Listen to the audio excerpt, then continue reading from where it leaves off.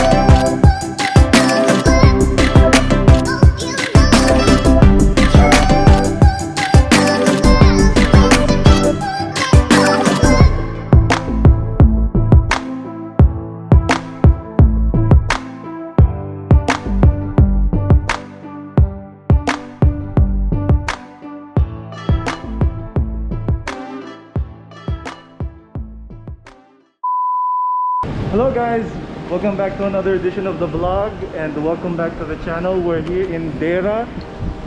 Alright, we're gonna try out the Carinderia Ni Tandang Sora over there.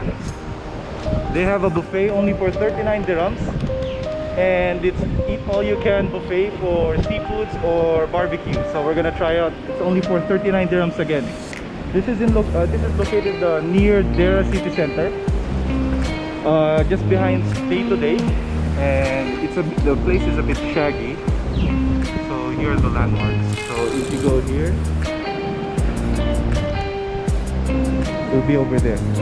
So for this vlog, it's gonna be not a Tagalog vlog. It's gonna be a English vlog. I'm gonna try my best to speak in English because some of the subscribers are asking me to speak in English because they're not able to understand what I'm saying when I'm speaking in Tagalog. So right now time check is 1:33 p.m. in the afternoon. The sun is so hot. So we're gonna try it out and see if the 39 dirhams is good enough. Alright, let's go. So we're here inside Carinderia Ni Tandang Sora. We have the barbecues over there. We have desserts. Alright, these are Filipino desserts. Of course, rice is life. And here's Dadoy. Hi. We have chicken feet. I don't know what that is. The other one, this is chicken intestine. And this is beef. Yeah. And another dessert. We're gonna move inside because it's a bit hot inside here, outside. So we're gonna go on top. Yes, guys, subscribe kayo. I'll leave the link below. Reggie LMC Abaniel, kindly subscribe to her channel. So we're going to the top. Nice view.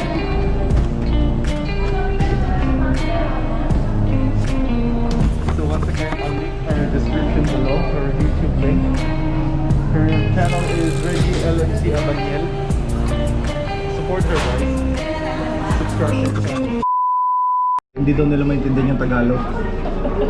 So what we have here is beef steak and chicken intestine. Intestine. And then this one, what is this? Beef humba. Beef humba. And this one, I don't know, seafoods. Seafoods, shirbanao. Seafood. This one, And then this Cajun one, seafood. Cajun seafood with crab and shrimp and barbecue intestine. Chicken. Not intestine. Chicken tail. So we're going to start now. So let's start with this one.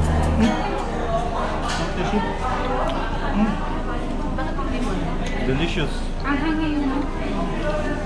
Some of you won't agree that chicken intestine is good, but it's good. You have to try chicken intestine. One of the best street foods. Yeah. Don't worry, it's clean. So we have Auntie, and once again Reggie, LMC Abanyal. Subscribe to our channel. The link will be in the description. Yeah. She has 2 million subscribers, so yeah.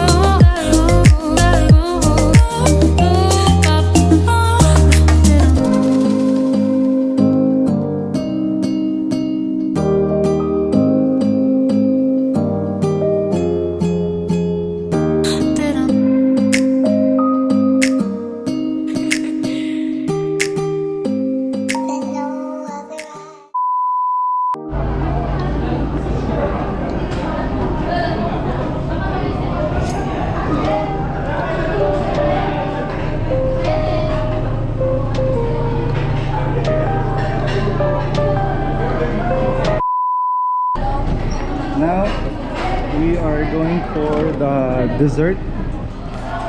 Okay, so it consists of sugar, gelatin, what we call ano to, leche flan. So what we do is we put it in the, well basically if you translate it in English it's called mix halo halo. So Ayoko ng corn. it depends on the condiments that you want. So you have corn, you have bubble tea. I don't know what the corn is. This is corned beef. ube.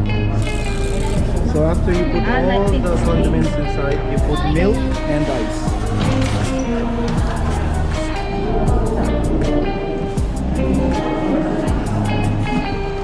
Ice.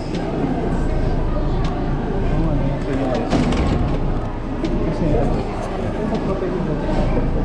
Nasaan ba?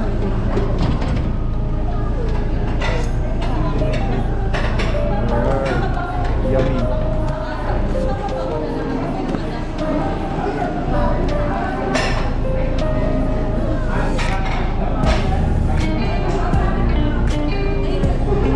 Ba't konti lang yung milk?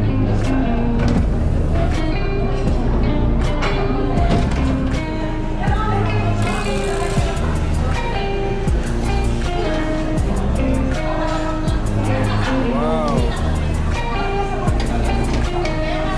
So that's it. Let's go. So basically this restaurant, the theme of this restaurant is based on Filipino culture and its history. This is how they make the bread, pandesal. So as I said, it's based on Filipino culture and history. As you can see, this is our national hero, Jose Rizal. Oh guys, dun sa halaga ng kinain namin is 164 lang. Oh, di ba? Apat na kami it's already 4 of us who ate and the bill is only one. It's only 164 and it's 4 of us. Alright guys, we're done. We're finished eating and we're full. You can't handle it anymore. Actually, we didn't finish all of the food, but it was nice. Only for 39 dirhams for each person. It was good.